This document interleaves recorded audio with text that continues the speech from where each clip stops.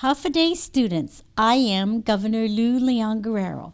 You all have been through a year of big changes. We've had to adapt and make big changes to keep our families and our island safe. But with change comes opportunity and a chance to try new things like PBS University. While Lieutenant Governor Josh Tenorio and I will continue to do our part to keep our island safe, you students have a part to play as well. Your part is to keep learning and to keep up with your lessons. That's why I am happy to see you here ready to learn with PBS University. PBS University is a way to bring a continuous educational curriculum to you while you stay safe at home during this time. To help you keep up with your studies, we asked our friends at PBS Guam and the Guam Department of Education to put together this episode. Thank you for doing your part and have a great lesson.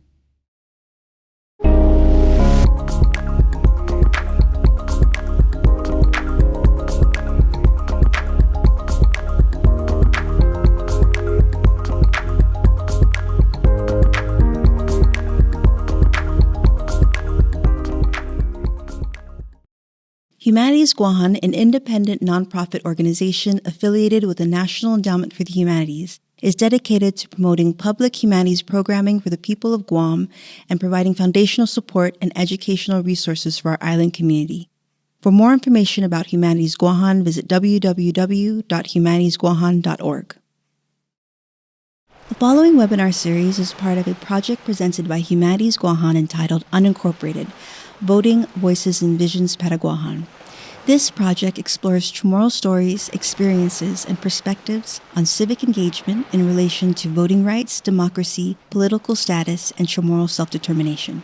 Unincorporated consisted of the 5-part webinar series that took place from January through May 2021 and covered topics on the origins of Chamorro self-determination, the work of the Commission on Decolonization, the relationship between art and decolonization, and the role of the U.S. legal system as it relates to Guam's political status. The project culminated with the launch of an online and printed magazine distributed throughout the community, which consists of essays, creative reflections, and artwork exploring issues around Guåhan's political status and decolonization through the perspectives and historical and political experiences of the Chamorro people of Guåhan. You know, it's like, do you have the right to exercise arbitrary power over a people, over a dependent people? And the UN system has been to say that it doesn't. And the US sort of agrees to that, although they'll never say that they have colonies. They'll just say, well, we want them to be whatever they want to be, but it's not clear what they want to be, so that's why they're where they're at today. It's not a full-throated acknowledgement of the right to self-govern, and so that is the role of the UN in that. I don't think I'm under any illusion that this process is going to be resolved in New York at the UN, but it does offer an historical framework through which we look at it. Just like we look at unincorporated status from the insular cases, we go back to the Treaty of Paris, we go back to the right of conquest. We also look at the UN declaration, US declarations on non-self-governing territories and the right to independence. Thank you. I have one more question before we can move into the next segment. With the draft Commonwealth Act and I guess the voting on that act, would you say that's a decision that majority of the people of Guam did agree to, or I guess our exercising self-determination? Do you think that was a form of us selecting? Well, the Commonwealth Draft Act actually sort of punted the question of Chamorro self-determination by saying within the Commonwealth Draft Act that in the future there will be some kind of activity or consultation with the native inhabitants. It implied that. So it was not an act of self-determination. I wouldn't have called it that.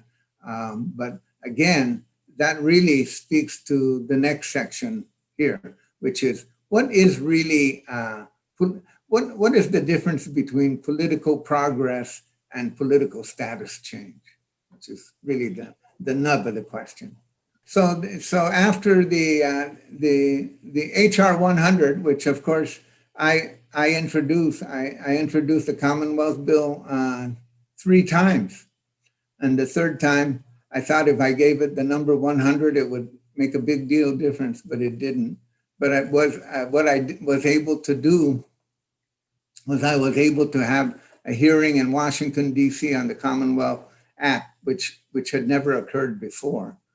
They did have a hearing on it, a field hearing in Honolulu, but not a hearing in Washington, D.C.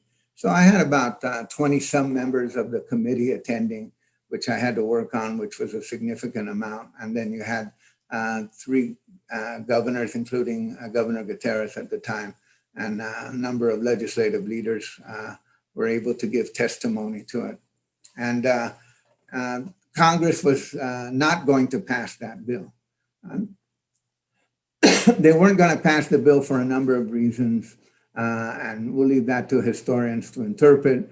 Part of it had to do with not just whether Guam was ready, but would this process get in the way of what the Republicans wanted to do in Puerto Rico, which is to grant them statehood. So there's that issue.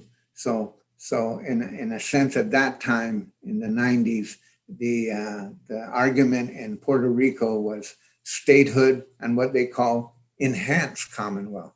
So the Democratic Party were basically pushing enhanced Commonwealth, and the Republican Party was pushing statehood. This Commonwealth Act for Guam looked like enhanced Commonwealth to the Puerto Ricans. So it would actually get in the way of the agenda for statehood. But there were other issues as well. So the hearing happened, but they weren't going to move the legislation. So then the government of Guam created the Commission on Decolonization using UN definitions, and those are Public Law 23-147. And so basically the process now is clearly not about self-determination. Now we're just going to decolonize, and we're going to decolonize using the UN definitions. And those UN definitions is you become fully self-governing when you're integrated, a state, in free association, or a total independence. So those were the 3 options that were included in the government of Guam definition, legislation using UN definitions. And then later on, it created a CHamoru registry process. Who is going to vote in this? So they were going to create the CHamoru registry process. And this was modified a little bit after Rice versus Cayetano in Hawaii regarding the election of the Office of Hawaiian Affairs. Up until that time, the Office of Hawaiian Affairs was elected in the state of Hawaii, but only Native Hawaiians could vote for it. And they had a system in place in the state of Hawaii that allowed to do that. And the system was based on the honor system.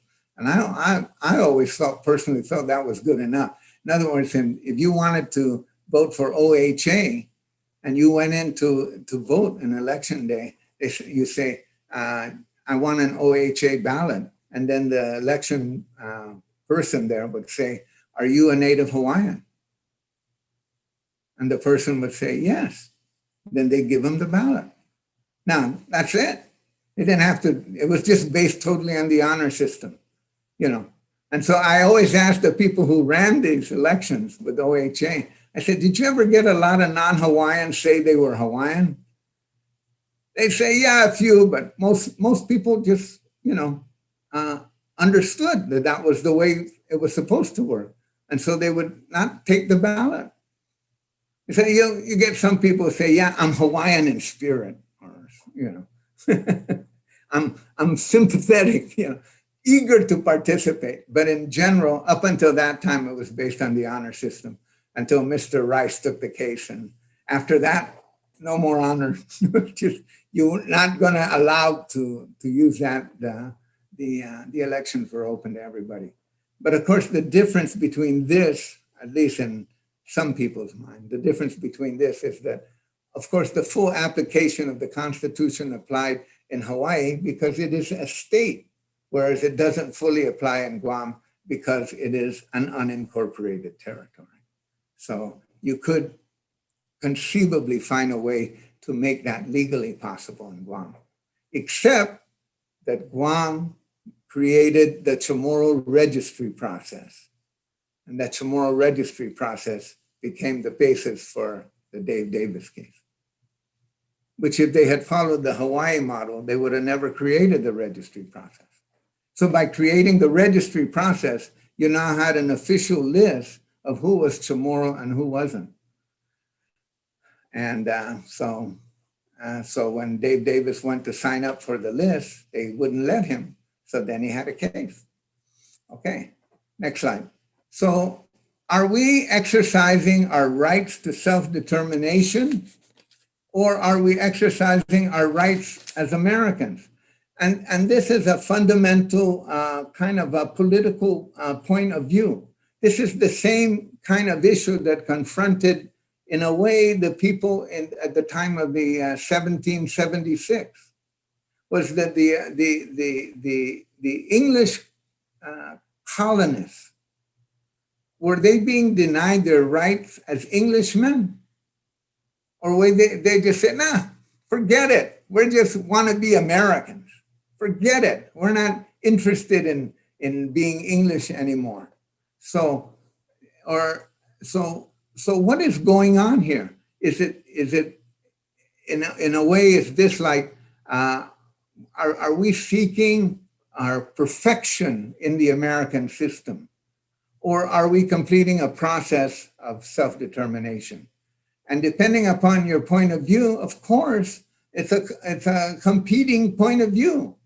Do the people want to be, in the language of the day, I want to be a first-class American. I'm tired of being a second-class American.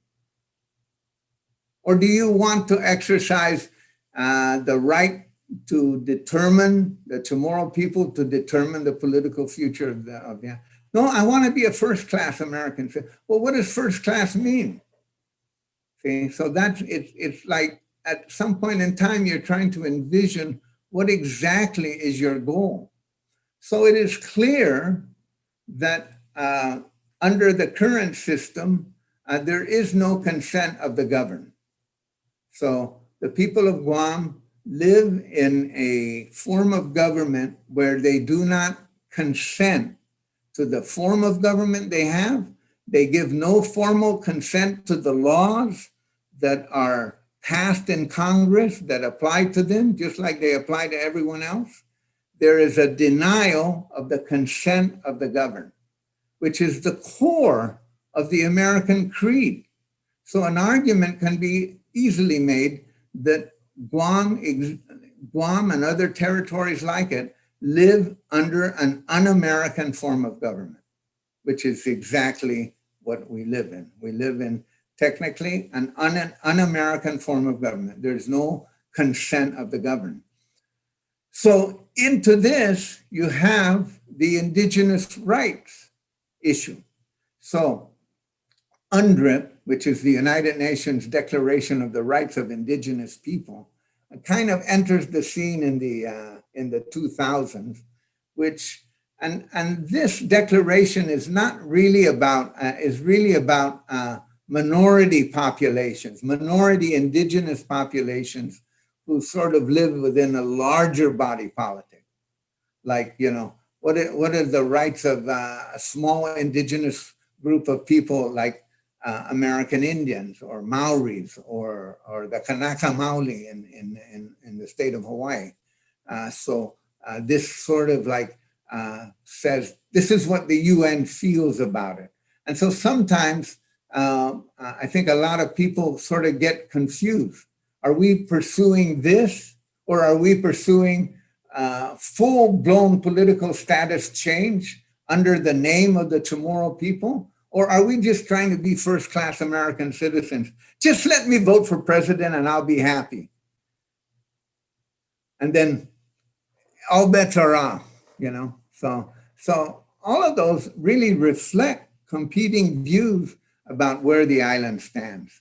So this UN Declaration on the Rights of Indigenous Peoples is yet another issue attached to it, but in a way it's connected to the original concept of the right of conquest, because they were conquering an indigenous people. But I go back to that right of conquest, because the right of conquest means that there's an obligation and a responsibility to undo that, even if you do it symbolically, or even if you do it for a half hour, or even if you just know what the end result will be. Okay, so we go to the next slide. So this is, you know, when you walk around the Capitol, you see these little sayings. The only legitimate right to govern is an express grant of power from the governed. That's the core of American democracy. So that doesn't exist in Guam, because there's no grant of power from those who are governed, which is the people of Guam. There's no grant of power given to the Congress. Congress took it by right of conquest. And they may be like great people to hold on to it, and they may give us more money as a result of it, but in reality, they hold the power and they're not giving it back. And so that's and then the person who said this is William Henry Harrison. And the interesting thing about William Henry Harrison is he was president for a very short time, because he got pneumonia and I think he died 1 or 2 months into office. So he wasn't president for very long. But William Henry Harrison is the only president of the United States who started his political career as a territorial delegate. He was elected as a delegate to the US Congress from the Northwest Territories, which is now Ohio and Kentucky, parts of Kentucky, but that what they called the Northwest Territories. So William Henry Harrison, so I always tell people, there's hope for delegates. They can become president one day, but they can't become president if they're living in Guam. They have to go somewhere else. But that is kind of an interesting feature to this.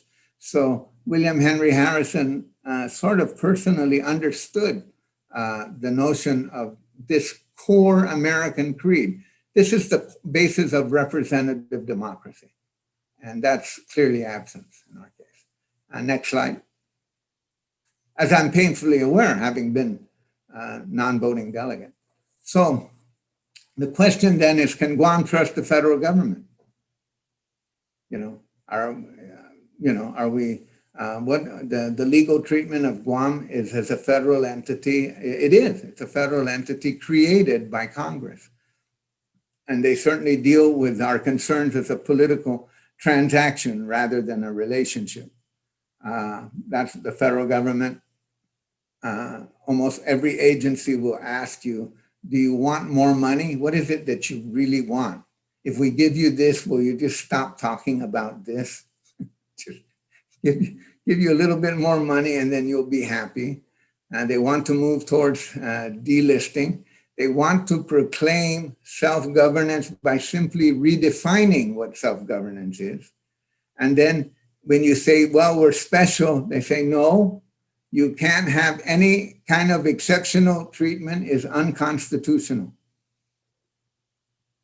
And then, of course, if you make your claim against the, you make a claim either under the UN Declaration of Rights for Indigenous People, the United States historically now has become one of the handful of nations that is against all of these things, all of these special recognitions for people. So in an ironic way again, because the United States was the one of the chief architects of the UN system. Next slide. So I believe that the way out of this is it has to be done by the Biden administration. You can't let Congress do it because Congress will never do it. Congress will be subjected to a lot of different arguments, but the executive branch could do it. And I think that as the Biden administration deals with issues of racial injustice, this might be a good candidate for that, because there's a certain amount of issues that are attended to this and historical injustice. And so the Congress is never going to resolve this problem. If the executive branch negotiated an agreement and then presented it to Congress, then it has a chance of succeeding. If you have to negotiate with Congress or pass a bill inside Congress, it's not going to work. Recognize that one size does not fit all. All territories are different. Deal with the issue of self-determination.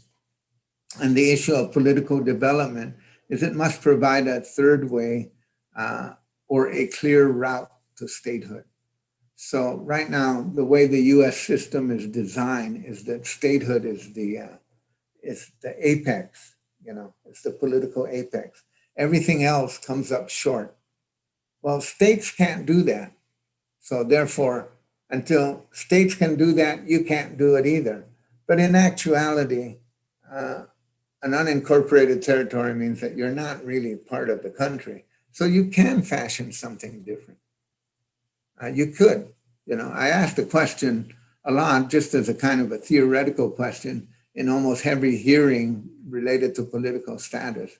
Is there anything that keeps free association and US citizenship from happening? And the respondents all said no. If Congress wanted to have free association for Guam and US citizenship, it could do it.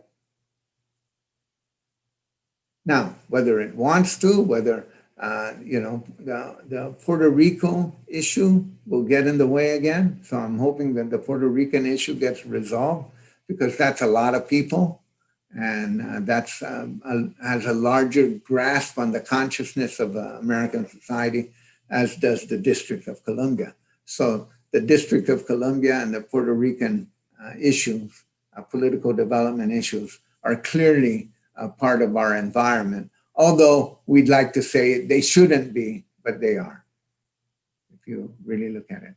Next slide. So self-determination must be, I believe, the basis for a permanent political relationship. That incremental political development is not a substitute for self-determination, although it looks like it. Federal largesse, giving us large amount of money, is not a substitute for self-determination. I always like it when you start talking about self-determination, they say, don't bite the hand that feeds you. And that's really, when they say that, what they really mean is that you should just kowtow to federal authority because they're, and then I tell them, I'm not an animal. I don't eat at anybody's hand. We're not animals. So just the phrasing of that is very disturbing. And self-determination must be, as uniquely defined, must be supported by the administering power, which in this case is the United States. And administering power is UN speak for colonial powers. All right, next slide. I believe it's the last one, if I'm not mistaken. Ti Måmakpo, yes. Ti Måmakpo. It's not over until we say it's over. So Davis case is in the Ninth Circuit. This is not a prelude to revolution. I think it's a common sense solution to history. I don't think of it as the reversal of history. I think of it as the fulfillment of history. And you can't separate Tautotano. You can't say we're going to deal with this addresses the question about treating them like Indians, to separate them from their land. You can't do that. Guåhan and Tautotano to me are the same thing. And I think it's time for everybody in Guam's leadership to affirm its support in the same way that it did for self-determination in the 1980s and a decolonization process in the 1990s.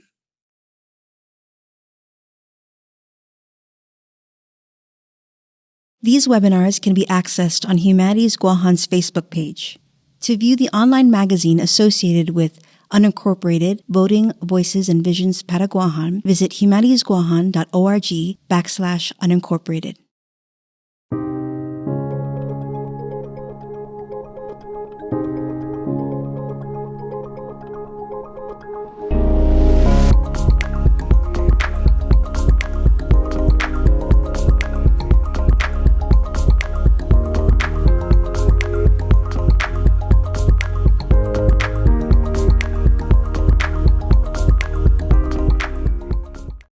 Hafa students, I'm Lieutenant Governor Josh Tenorio. For more than a year now, you all have continued to wash your hands and watch your distance from others, and you've done a really great job wearing your masks. We know your parents and guardians have helped you to make these changes to keep yourself and your community safe. As Governor Leon Guerrero said, we are happy you are here. We want you to continue to learn and sharpen your skills with the help of PBS University. This program is the result of a collaborative effort. We couldn't do it alone.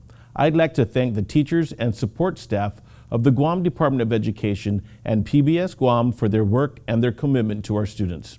I'd also like to thank you students for participating at home. To your parents, I'd like to thank you for taking an active role in your child's education. We are all eager to return to a time when all of us can share and study together in person. Until then, we hope you learned something new from this PBS University instruction.